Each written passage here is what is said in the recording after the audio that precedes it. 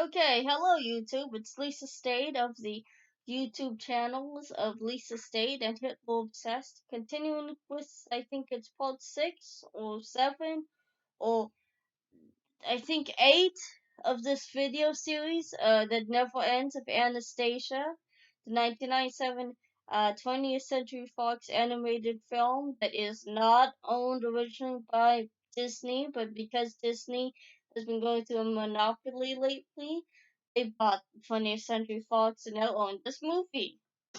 And I'm pretty much dreading if I ever want to put any footage into this because of copyright claims. They're very iffy on YouTube, yeah. So, the next scene, there's Puka and Vladimir, Vladimir's been given back his old aristocrat title, I guess, there, because I mentioned that he was a former member of the Russian imperial court there. I don't know if he's based off any historical figure at all. And Puka's, I guess, now made a royal pet and given some real costume, I guess, of a crown and a medal and a little dagger. And what's a dog gonna do with a dagger? I guess it's ornamental or ceremonial. It's like giving a dog an AK-47. What are they gonna do with an AK-47? I don't know. Just for decoration. But the next scene is of Anastasia watching the ball, the dinner celebration, realizing that Dimitri's not there, and even though she doesn't tell her grandmother, the Dow Jumpers who tells her, oh, the boy there that you like, he's not there, and she's like, oh, what boy? It's like, oh, I mean, he's off spending his money, his 5,000 rubles, even though he's off at a train station heading back to St. Petersburg, and most likely in the history of the Soviet Union, most likely a one-way trip to a gulag and death. Maybe not St. Petersburg. Hopefully not for a happy story ending for this movie. But he wants to go back to St. Petersburg, but they forget to tell the history of that place because now it's a dictatorship. He can't go back to except being dead. Because Stalin. I guess he could go to Germany. I mean, but in a couple of years he might as well flee, especially on January 30th, 1933, when a certain dictator, Adolf Hitler, and Nazis break the law so right at some point after Hitler signs and passes the Enabling Act. Yeah, okay. But back to the movie review here is the Dowager Empress Marie does tell Anastasia there that he didn't take the money at all. And she's like, oh, really? Really? Like, I miss him. Oh, I liked him. They had the hearts. Like, he's a nice guy. Even though she squabbled with him throughout the whole train trip before they were almost destroyed by Rasputin. Like dumb kids, and she's just lording it over all the way through the Paris. Like, a certain dictator, uh, Adolf Hitler, that she meets in the Anna Anderson story that this character's probably based off of, who's not really Anastasia because, they did a couple of DNA tests on the actual woman's corpse or skeleton though. And realized she never was Anastasia, and yet she fooled Hitler and the Nazis. But no, back to the movie though. You have Puka who ends up, yapping again because, Rasputin and his minions, and Puka runs off into the gardens and the lawns and stuff of the Dow Jumpers' Paris Palace. Anastasia ends up running off in a ball gown there in high heels, which I have a good feeling you are not able to do.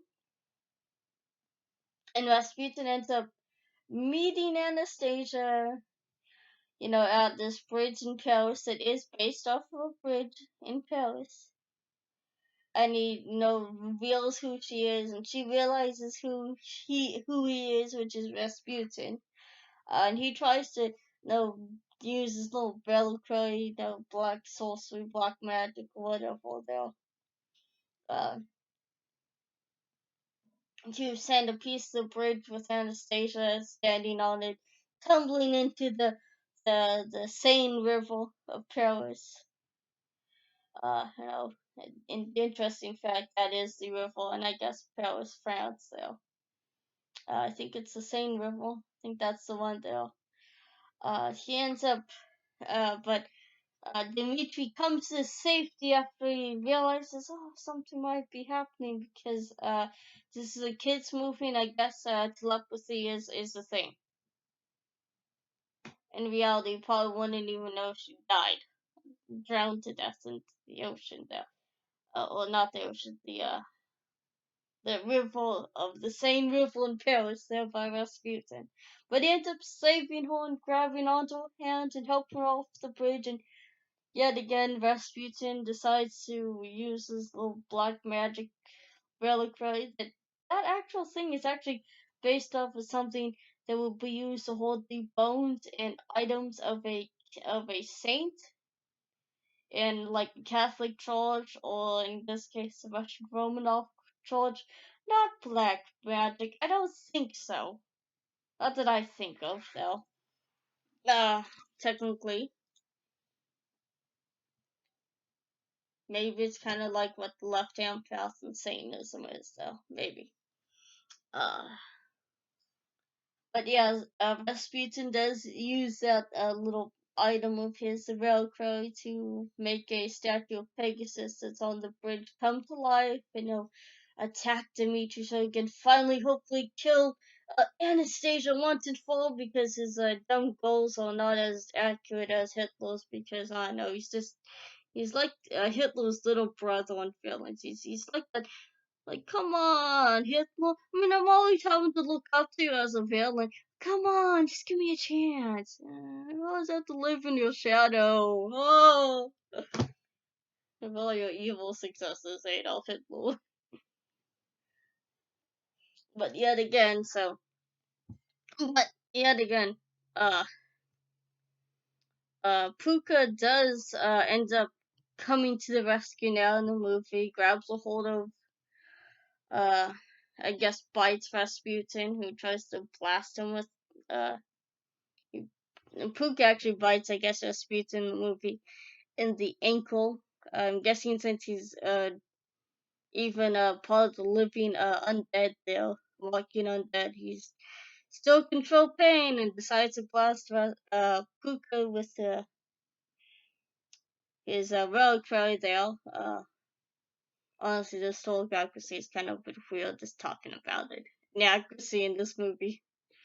No, they're doing stuff they put on there, like the Nazis again. Uh, but Puka does ends up getting a hold of Rasputin Falcor and sending it over to Anastasia, who knocks him one. While he's trying to grab the thing away from her, and she stomps the thing to pretty much death and busts it and sends all those minions escaping, finally killing Rasputin, boiling his skin and setting his rattling skeleton after his flesh has been boiled off to be turned to dust and be blown away in a gust of wind. And the interesting thing from the commentary of the movie is they said that they were running out of funds, but yet in the actual scene, it doesn't look like they ran out of funds just yet. It still had detail.